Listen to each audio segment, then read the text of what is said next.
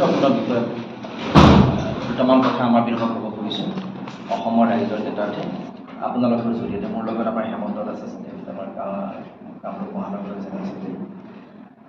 কথাটো বিষয়টো অতি গুৰুত্বপূৰ্ণ বুলি আমি বিবেচনা কৰিছোঁ। আৰু যিটো কথা মই ক'বলৈ যাম, অসম চৰকাৰখনে এটা অসম বিৰোধী আৰু অসমীয়া বিৰোধী সিদ্ধান্ত গ্ৰহণ কৰিছে, যিটো অতি স্পৰ্শকাতৰ। আৰু এই বিষয়টোলৈ অসমৰ ৰাইজে জনা উচিত, অসমৰ ছাত্ৰ সমাজে জনা উচিত, অসমৰ জাতীয় সংগঠনবিলাকে জনা উচিত, যাক তেওঁলোকে সচেতন হোৱা উচিত যে এই সিদ্ধান্তটো ল'বলৈ যোৱাৰ পৰিণতিত ৰাজ্যখনৰ কিমান লোকচানৰ সন্মুখীন হ'ব ৰাজ্যখনৰ জনসাধাৰণ, ৰাজ্যখনৰ মেধাৱী ছাত্ৰ ছাত্ৰীসকল। যোৱা 15 জুনত অসম চৰকাৰৰ কেবিনেট এটা সিদ্ধান্ত ল'লে যে অসমৰ যি মেডিকেল আসন আছে, অসমৰ মেডিকেল আসনৰ 10% 10% আসন NRI কাৰণে তেওঁলোকে সংৰক্ষণ কৰিছে। আপাৰ দৃষ্টিত যদি আপুনি চাই, ইয়াত হয়তো বহুতে বিষয়টো বিশেষ গুৰুত্বপূৰ্ণ বুলি নাভাবে, কিন্তু এতিয়া আপুনি চাব যে এই বছৰৰ পৰা অসমৰ মেডিকেলৰ আসনৰ সংখ্যা 1500 হ'ব, 1500 গতিকে তেওঁলোকে ৰিজাৰ্ভেশ্যন অলৰেডি 1500 আসনৰ অলৰেডি সৰ্বভাৰতীয় সংৰক্ষণ 15% আছে, 225খন তাত যাব। কেন্দ্ৰীয় পুলৰ আছে 6খন, ভূটান চৰকাৰৰ আছে 2খন, NEC আছে 12খন। তাৰমানে আপোনাৰ 1500 আসনৰ গৈ থাকিল 1255খন। 1255খনৰ কাৰণে এতিয়া আপোনাৰ বিভিন্ন ধৰণে তাত ৰিজাৰ্ভেশ্যন আছে, OBC, ST, SC, ST plain, চাহ জনজাতি সম্প্ৰদায়, মৰাণ মটক, এইখিনি আমাৰ অসমৰ কাৰণে বাৰু, আমাৰ তাত ক'বলগীয়া নাই, এইখিনি অসমৰ মানুহে পাব। এনেকৈ কোচ ৰাজবংশী সংগঠন চহৰ অঞ্চলৰ কাৰণে আছে, প্ৰাক্তন চাকৰিয়াল, প্ৰতিৰক্ষা বিভাগত কাম কৰা, এনেকৈ আছে। এইখিনি যোৱাৰ পিছত আৰু তেওঁলোকে নতুনকৈ সংৰক্ষণৰ ব্যৱস্থা কৰিলে 10% আসন, তাৰমানে 126খন আসন NRI নন ৰেচিডেণ্ট ইণ্ডিয়ান, যিখিনি বাহিৰত থাকে, আমেৰিকা, ইউৰোপ, ইংলেণ্ড যিখিনিত থাকে, যিখিনি মানুহ তেওঁলোকে তাত এষ্টাব্লিছ মানুহ, তেওঁলোকে এলিট ক্লাছৰ মানুহ, তেওঁলোকে জীৱিকা সন্ধানত তাত গৈছে, তেওঁলোকে তাত ভালকৈ পৰিয়াল লৈ তাত ভালকৈ তেওঁলোকে আছে। এইখিনি মানুহৰ কাৰণে 10% আসন, তাৰমানে 10% আসন, মানে 126খন আসন অসমত সংৰক্ষণ কৰা হ'ব। আমি এইটো বিৰোধিতা কৰিছোঁ। আমি অসম তৃণমূল কংগ্ৰেছ দলে অসম চৰকাৰৰ এনেকুৱা অসম বিৰোধী, অসমীয়া বিৰোধী এই সিদ্ধান্তত আমি তীব্ৰ প্ৰতিবাদ জনাইছোঁ। এই কাৰণে যে এই যিসকল ছাত্ৰ ছাত্ৰী NRI খিনিৰ পৰা আহিব, হয় তেওঁলোকৰ প্ৰৱাসী অসমীয়া বা অসমত থকা কোনো পৰিয়াল, বা তেওঁলোকে তাৰ পৰা আহি ইয়াত আসন লৈ ইয়াত তেওঁলোকে পঢ়া শুনা কৰিব, এই ল'ৰা ছোৱালীখিনি পঢ়ি প্ৰথম কথা তেওঁলোকে অসমত নাথাকে, তেওঁলোকে গুচি যাব। যাৰ ফলত 126 জন প্ৰতি বছৰে 126টা চিটৰ কাৰণে প্ৰতি বছৰে অসমৰ দুখীয়া মেধাৱী ছাত্ৰ ছাত্ৰী বঞ্চিত হ'ব।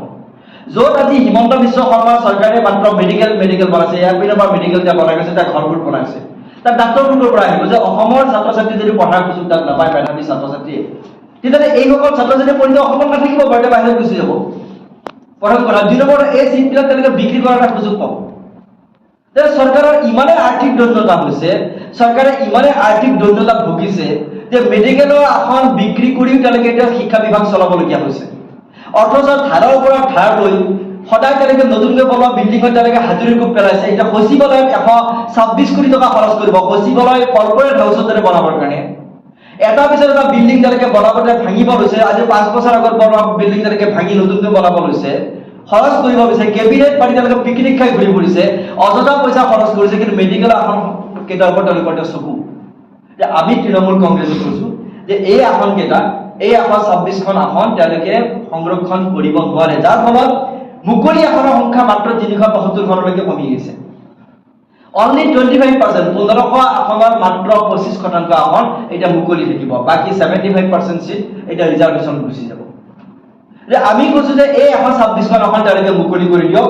এই 10% আসন, 10% আসন তেওঁলোকে সংৰক্ষণ কৰিব নালাগে। তেওঁলোকে 10% আসন 126খন যদি ইয়াত প্লাছ কৰি দিয়ে, 500 আসন অন্তত মুকলি থাকিব। কাৰণ এই 500 আসনত অসমৰ দুখীয়া মেধাৱী ছাত্ৰ ছাত্ৰী, কাৰণ আজি মেডিকেল শিক্ষা ব্যৱস্থা বা মেধাৰ ভিত্তিত তাত চিট পত্ৰ সকলোৱে আমি বিচাৰো, কাৰণ মানুহৰ জীৱন মৰণৰ লগত তাত সম্পৰ্ক আছে। এই আজি চাওক, নীট পাছ কৰি নীটত যিখিনি সৰ্বোচ্চ নম্বৰ পাব তেওঁলোকে মেডিকেলত যাব। এতিয়া আজি এই যিখিনি NRI ষ্টুডেণ্ট আহিব, তেওঁলোকে নীটত যদি কম নম্বৰো পায়, অতি কম নম্বৰ যদি পায়, তেওঁলোকে কিন্তু ইয়াত এডমিশ্যনৰ সুবিধা পাব। আমি এইটো বিচৰা নাই, কাৰণ মেধাৰ ভিত্তিত হওক। আজি মেডিকেল চায়েন্সৰ সম্পূৰ্ণ ইয়াত মেধাৰ ভিত্তিত হোৱাটো আমি বিচাৰো যে অন্তত 500 আসন, এই 126খন 372ৰ লগ লগাই 500 আসন মুকলি কৰি ৰাখক, যাতে অন্তত অসমৰ ছাত্ৰ ছাত্ৰীখিনি, অসমৰ মেধাৱী দুখীয়া ছাত্ৰ ছাত্ৰীখিনি ইয়াত যাতে সংৰক্ষণৰ সুবিধা পায়। কাৰণ এই বিষয়টো দেশৰ বিভিন্ন প্ৰান্তত দেশৰ বিভিন্ন প্ৰান্তত এনেকুৱা বিষয় কেইবাবাৰো আৰম্ভ কৰিছে। এতিয়া এনেকুৱা 4-5খন ৰাজ্যত আছে, কিন্তু তীব্ৰ প্ৰতিবাদ চলি আছে তাত।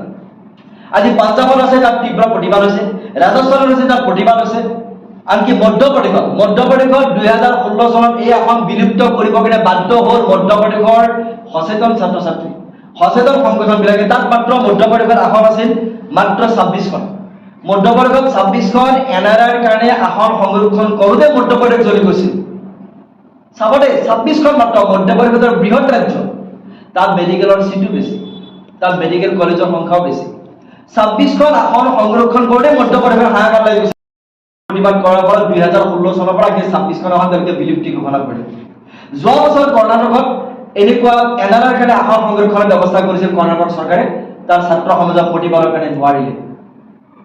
অসমতো 1993 চনত প্ৰয়াত হিতেশ্বৰ শইকীয়া, তেতিয়াৰ তদানীন্তন মুখ্যমন্ত্ৰী, তেখেতে 5খন আসন মুখ্যমন্ত্ৰীৰ কোটাৰ কাৰণে তেখেতে সংৰক্ষণ কৰিব বিচাৰিছিল। এবছৰৰ পিছত সেই আসনো বিলুপ্ত হ'ল। তেতিয়া অসমৰ ছাত্ৰ সমাজে প্ৰতিবাদ কৰিছিল। পৰৱৰ্তী সময়ত প্ৰয়াত ডাক্তৰ ভূমিধৰ বৰ্মন ডাঙৰীয়াও এটা স্বাস্থ্যমন্ত্ৰীৰ কোটা এটা বিচাৰিছিল, সেইটো বন্ধ কৰা হ'ল।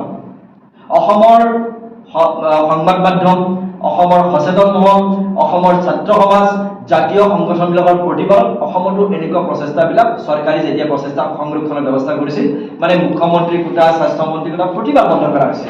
কিন্তু কি কাৰণত এইবাৰ হিমন্ত বিশ্ব শৰ্মা চৰকাৰে, কি কাৰণত 126খন, 1 2খন 5খন 10খন নহয়, 126খন অসমৰ দৰে ৰাজ্যত NRI দিৱস তালিকা আগবাঢ়ি গৈছে? গ'লে NRI সকল হৈছে তেওঁলোক এষ্টাব্লিছমেণ্ট, তেওঁলোকে য'তে ত'তে পঢ়াব পাৰিব তেওঁলোকৰ ছাত্ৰ ছাত্ৰী।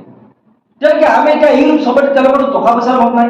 এজন NRI যিমান ইনকাম কৰে বাহিৰত থাকি, আমাৰ ভাৰতবৰ্ষত থাকি তেওঁৰ সমকক্ষ মানুহ এজনকে যে কেইবাগুণো বেছি ইনকাম কৰিব পাৰে। তেওঁৰ টকাৰ অভাৱ নাই। তেওঁ আজি কিয় তেওঁ আকৌ ইয়ালৈকে আহিব লাগে?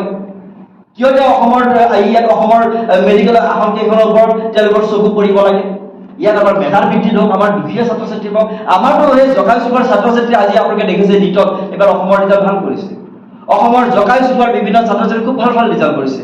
এই ছাত্ৰ ছাত্ৰীবোৰ ক'ত যাব? যেতিয়া NRI 126খন ইয়াত দখল কৰি দিব, 126খন চিট যেতিয়া NRI দখল কৰি দিব, এই ছাত্ৰ ছাত্ৰীবিলাক ক'ত যাব? এওঁলোকেতো বাহিৰত পঢ়িব যাব নহয়, এওঁলোকে বিদেশ বাদ দিয়ক, বেলেগ ৰাজ্যলৈকে তেওঁলোকে যাবলৈ তেওঁলোকৰ কেপাচিটি নাই, কাৰণ তেওঁলোকে আৰ্থিকভাৱে পিছপৰা। আমি তৃণমূল কংগ্ৰেছে অসমৰ মেধাৱী এই ছাত্ৰ ছাত্ৰীসকলৰ পক্ষত অৱস্থান লৈছোঁ, অসমীয়া মানুহৰ পক্ষত আমি অৱস্থান লৈছোঁ। বাকী অন্যান্য ৰিজাৰ্ভেশ্যনবিলাক ঠিক আছে, আমাৰ ক'বলগীয়া নাই। তেওঁলোকে বিভিন্ন পিছপৰা জনগোষ্ঠীবোৰৰ কাৰণে ৰিজাৰ্ভেশ্যন দিছে, তাৰ আমাৰ ক'বলগীয়া নাই। সেইবোৰ জনগোষ্ঠীৰ পৰাও পাওক, আমাৰ ক'বলগীয়া নাই। কিন্তু NRIৰ কোটা আমি সদায় বিৰোধিতা কৰি যাম। ইয়াৰ কাৰণে আমি ইয়াক আন্দোলনৰ কাৰ্যসূচী ইতিমধ্যে ঘোষণা কৰাৰ কাৰণে চিন্তা কৰিছোঁ। যদি অসম চৰকাৰে আৰু কেইদিনমান দিনৰ ভিতৰত এই NRIৰ বাবে সংৰক্ষিত আসন প্ৰত্যাহাৰ নকৰে, তেতিয়াহ'লে অসম তৃণমূল কংগ্ৰেছ দল আমি সকলোকে আহ্বান জনাইছোঁ, আমাৰ লগত সহযোগ কৰক। সকলো দল সংগঠন বা সদৌ ছাত্ৰ সন্থাক আহ্বান জনাইছোঁ। আপোনালোকে আজিকালি নিমাতে থাকে বেছিভাগ কথা, আজি সদৌ ছাত্ৰ সন্থা বেছিভাগ সময়ত তেওঁলোকে নিমাত, তেওঁলোকে যিবোৰ অতি চিৰিয়াছ মেটাৰ সেইবোৰ তেওঁলোকে নোসোমায়। আজি অসম জাতীয়তাবাদী যুৱ ছাত্ৰ পৰিষদ আৰু অন্যান্য যিবোৰ অসমৰ ৰাজনৈতিক দল আছে, প্ৰত্যেকক অনুৰোধ কৰিছোঁ, আপোনালোকে অসমৰ স্বাৰ্থত, অসমীয়া মানুহৰ স্বাৰ্থত, অসমৰ মেধাৱী ছাত্ৰ ছাত্ৰীৰ স্বাৰ্থত আপোনালোকে এইটো বিষয়ত তীব্ৰ জংগী প্ৰতিবাদ গঢ়ি তোলক। কাৰণ NRIৰ বাবে, NRIৰ কাৰণে প্ৰৱাসী অসমীয়া বা নন ৰেচিডেণ্ট ইণ্ডিয়ান বিলাকৰ কাৰণে আমি অসমৰ 126টা চিট আমি এৰি দিব নোৱাৰোঁ। কোনো কাৰণত আপোনালোকক যদি ইমানেই চিট প্ৰয়োজন আছে বেলেগ ৰাজ্যত লওক, আমাৰ ক'বলগীয়া নাই।